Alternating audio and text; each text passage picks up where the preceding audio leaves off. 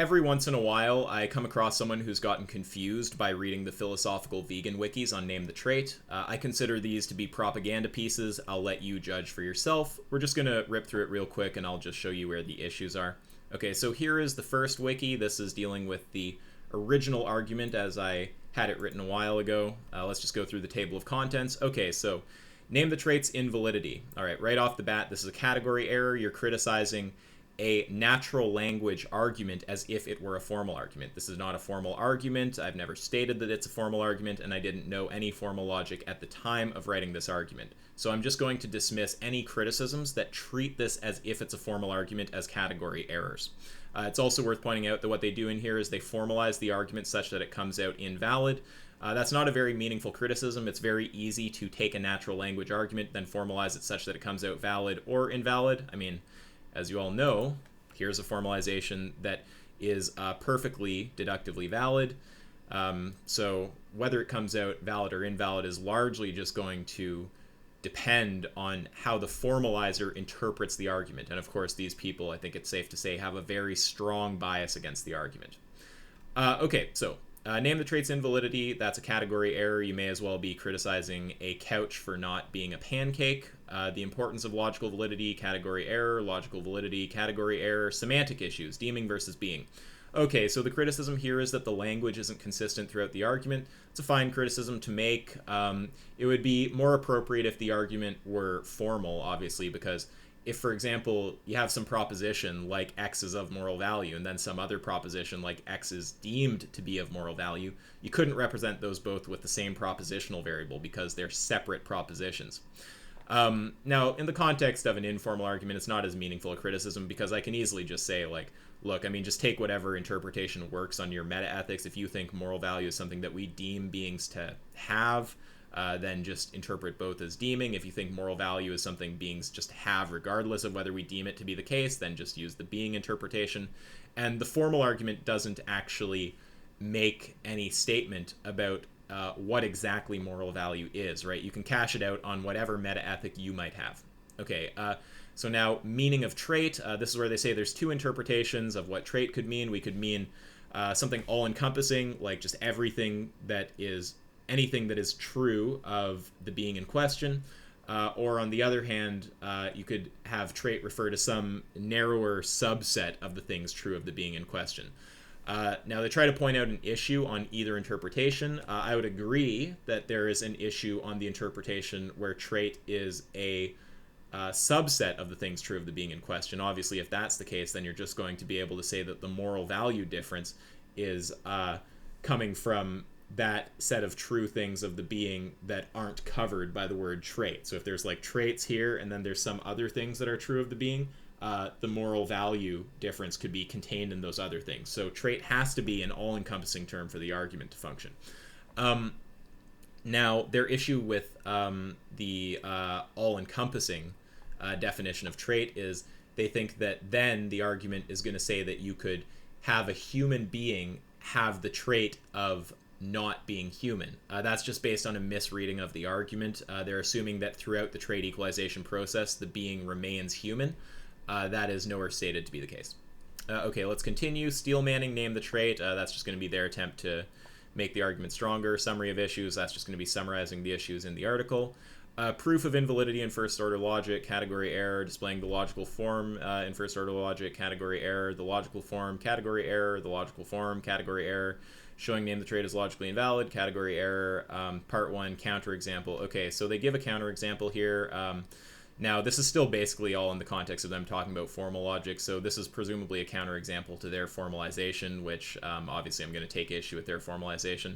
But let's just read the counterexample and just see if it makes sense with respect to Name the Trait as we all understand it. So in the following counterexample, we will imagine a case in which sentient humans have moral value, sentient non-human animals do not have moral value, and for all traits that the sentient non-human animals lack, humans retain moral value with the trait removed. Okay, well, if one of the traits that sentient non-human animals lack is moral value, it would be a contradiction to say that humans retain moral value with that trait removed. So that just seems incoherent to me.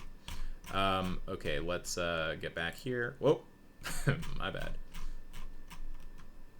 Okay, counterexample in first order logic, category error.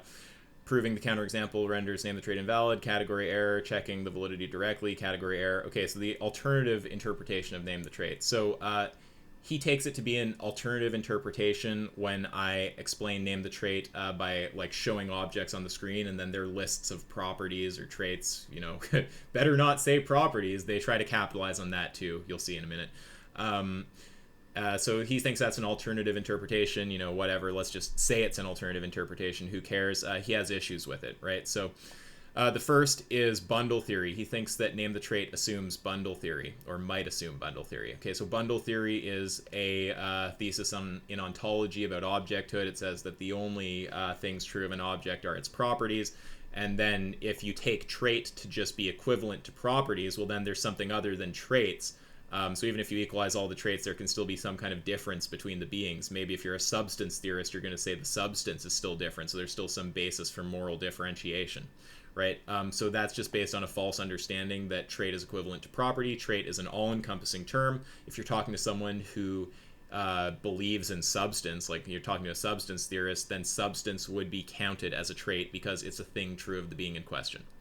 The identity of indiscernibles. So this is the notion that when you make two objects the same, you render all of their properties identical, that they are now the same object. Now, I can kind of understand them having this in here because I did used to explain the argument in a way that suggested that the identity of indiscernibles was part of the argument, right? I would say if you equalize all the traits, they're the same thing. Now, you actually don't have to say that to make the argument work. All you have to say is that if you equalize all their traits, then apparently they've been equalized with respect to the trait moral value. Therefore, it wouldn't make sense to say that the animal somehow now doesn't have moral value. So the identity of indiscernibles is actually not assumed in the argument. I could understand why they think it would be because of how I previously spoke about the argument, so I'll cut a little bit of slack there, but it's not. So that would be a false criticism at this point. Alternative version in first order logic, so you know, that's them formalizing it. That's just going to be, you know, I'm not interested in their attempt to formalize something. And then the alternative version of name the trait begs the question.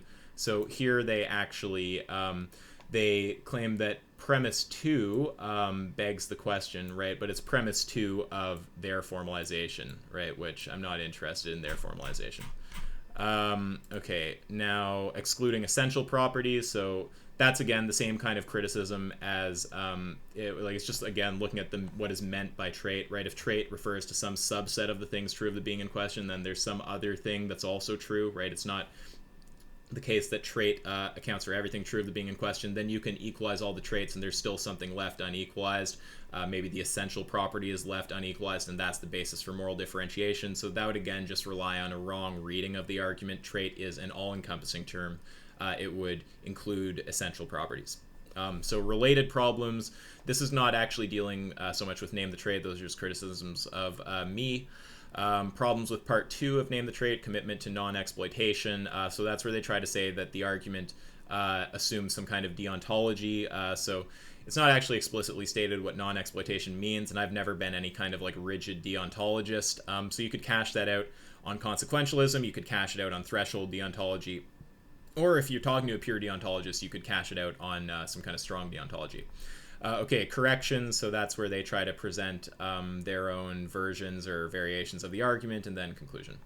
Okay, and now let's just zoom over to the new one, name the trait 2.0. Okay, so here we go. They do a little history. This one's small, so instead of going by table of contents, I'll just zoom through the article.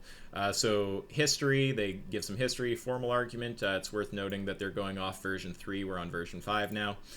So rejecting P2 as false. So actually both of these, rejecting P2 as false and rejecting P2 is trivial.